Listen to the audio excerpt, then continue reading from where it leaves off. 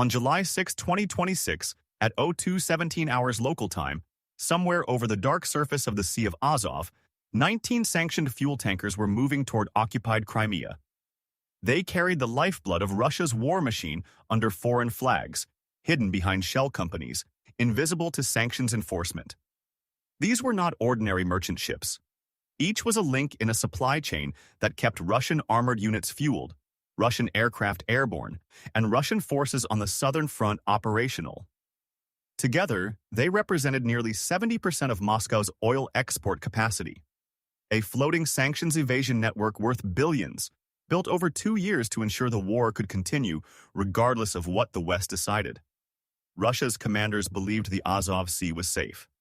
Shallow, enclosed, surrounded by occupied coastline.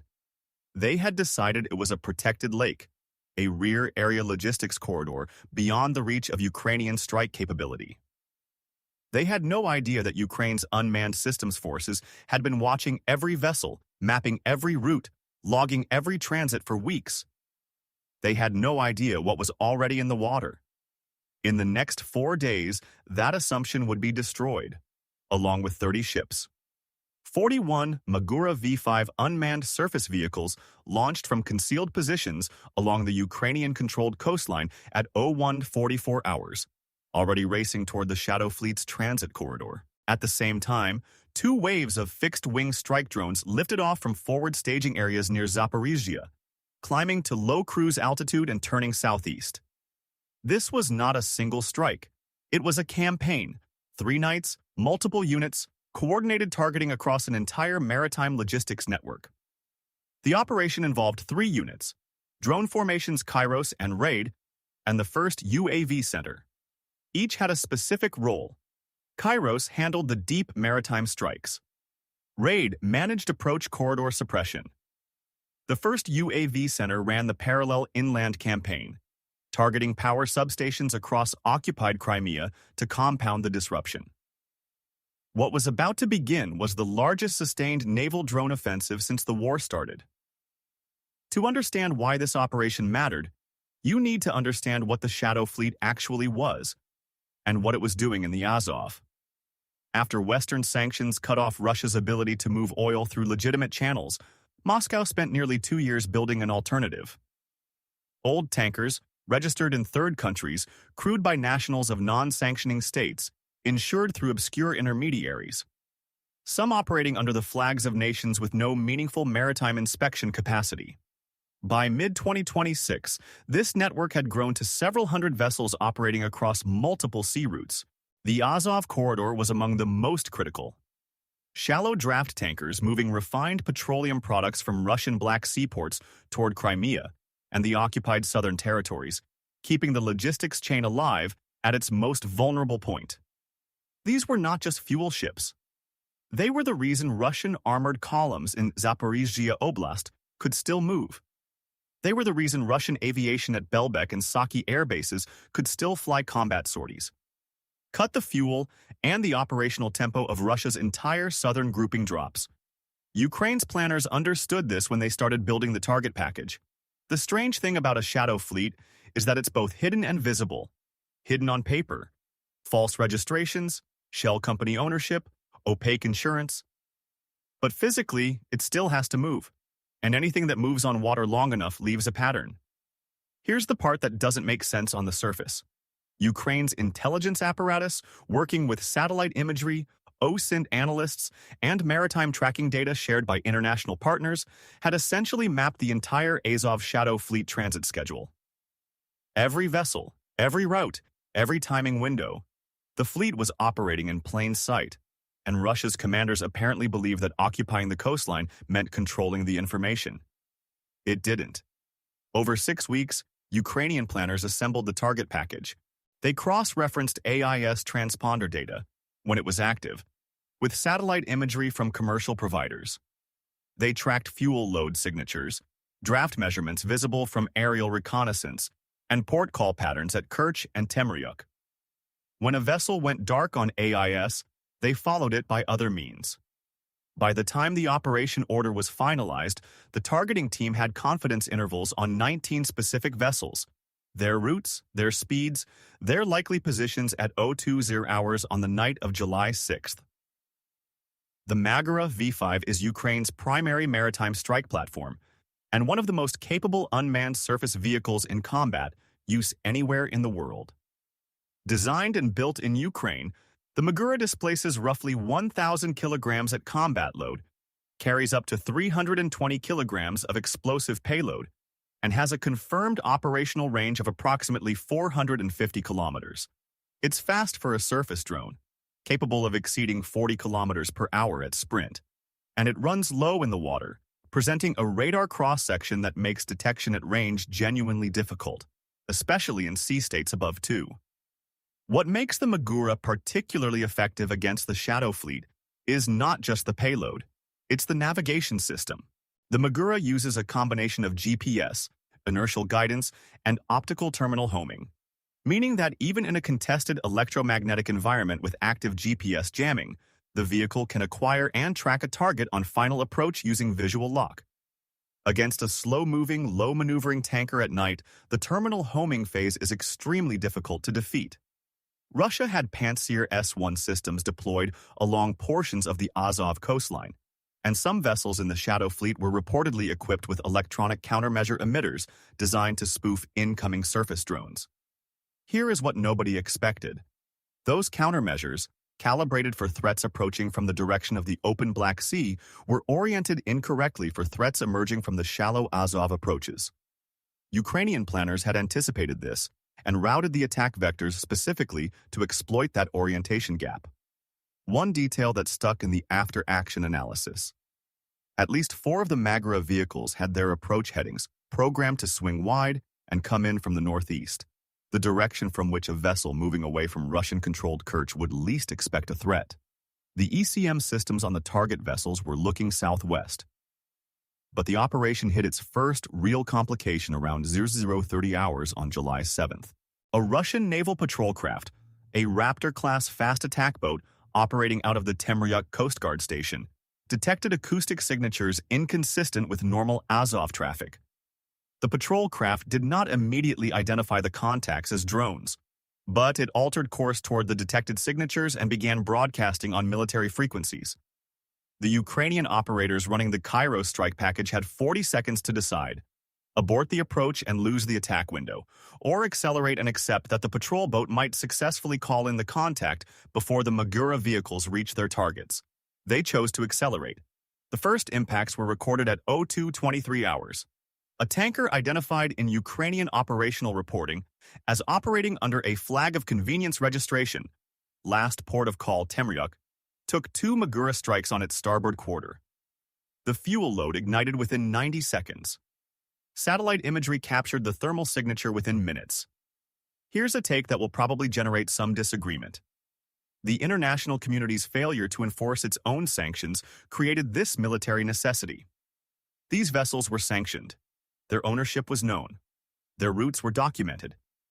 And yet they kept moving, kept fueling Russian operations, kept killing Ukrainians.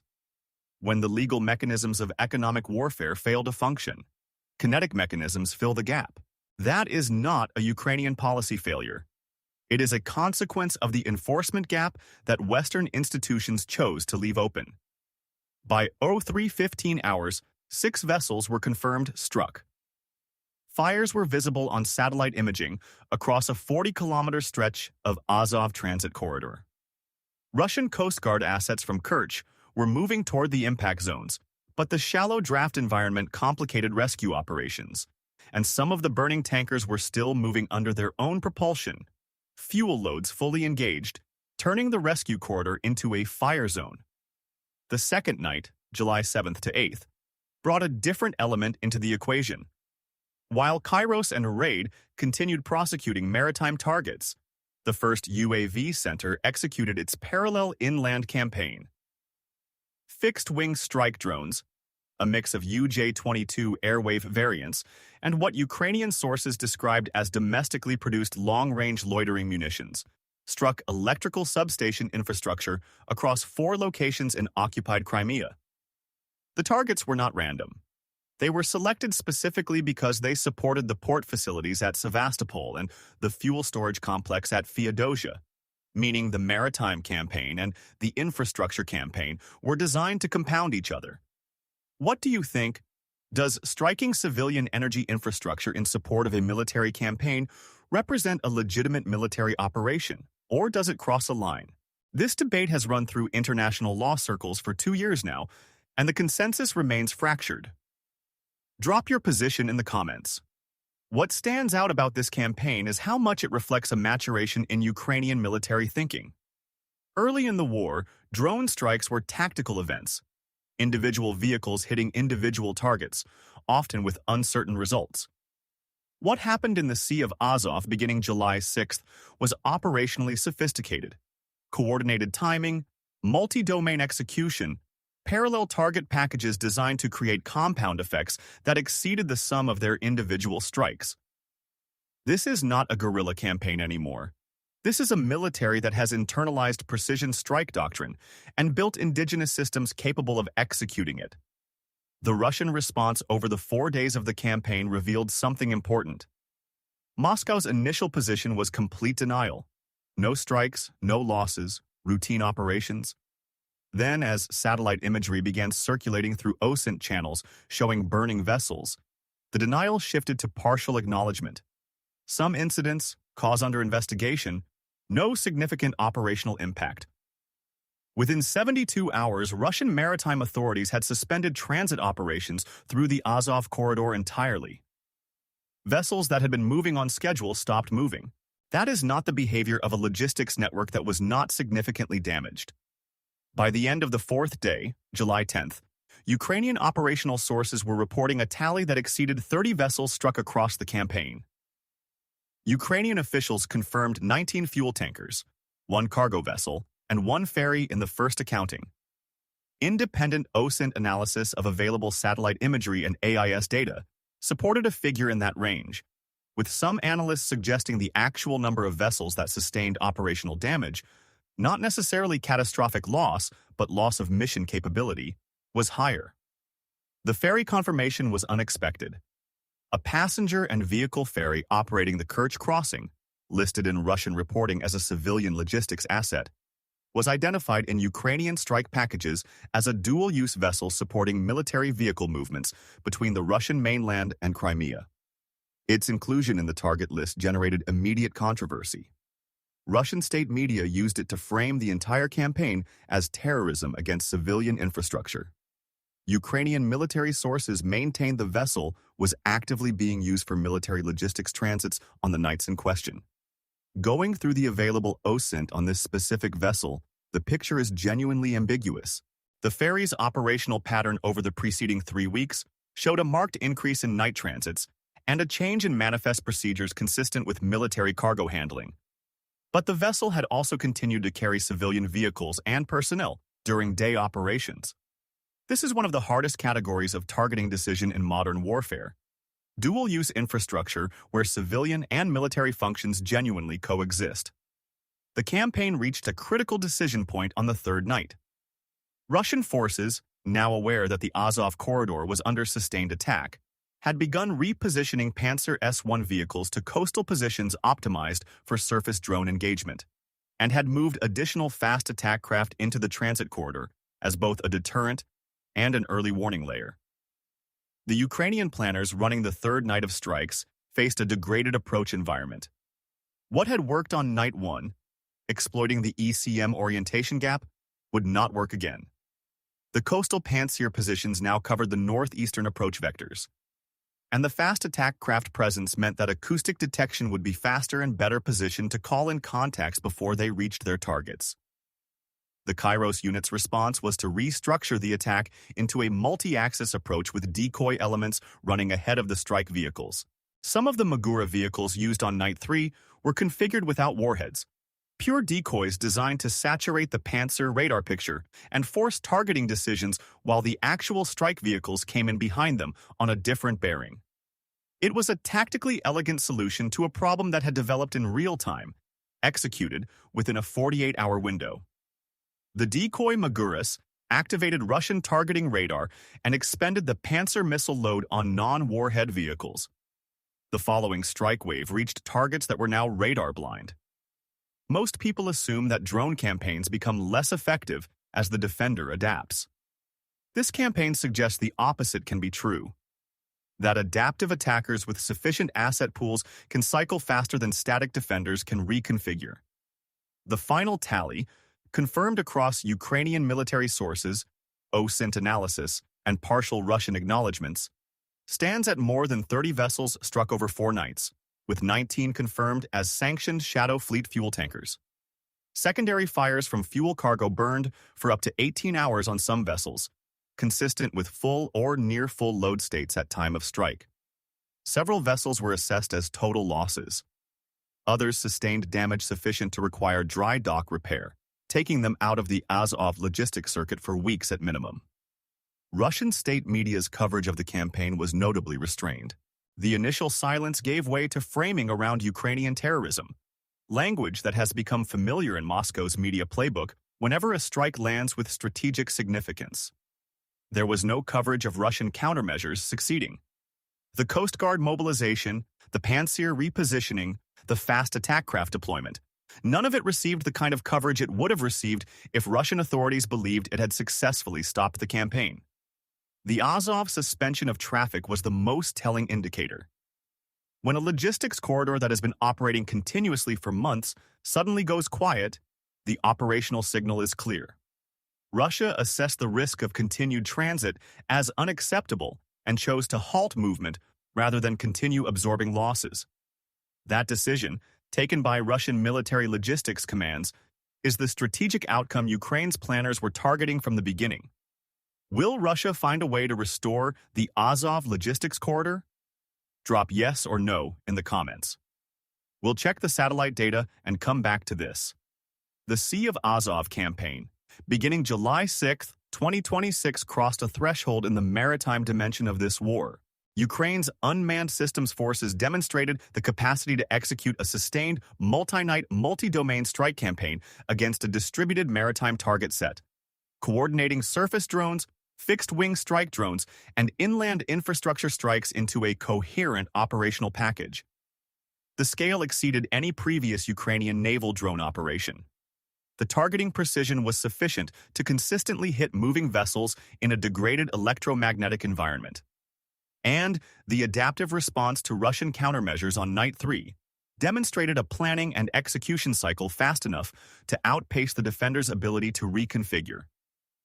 Russia built its Shadow Fleet to be invisible to sanctions enforcement. It was never designed to be invisible to a military campaign. That design assumption has now been exposed. Every sanctioned vessel still moving in Russian-controlled waters is now operating under a different risk calculation. Every port facility still supporting Shadow Fleet logistics is now a potential target. The Azov Sea was the corridor Russia thought was safe, the rear area that didn't need defending because it was already behind the lines. It isn't anymore. There are no rear areas in this war beyond the reach of Ukraine's drone forces. The Shadow Fleet learned that on July 6th, and what Russia does next, whether it accepts the logistics degradation, finds a new route, or commits naval assets to defend the corridor, will shape the operational picture on the southern front for months. Ukraine's drone forces did something in 4 nights that 2 years of international sanctions could not. They made the Shadow Fleet a liability instead of an asset. The water is no longer safe for Russia's supply lines, and every tanker captain who gets that message is one fewer link in the chain that keeps the war going.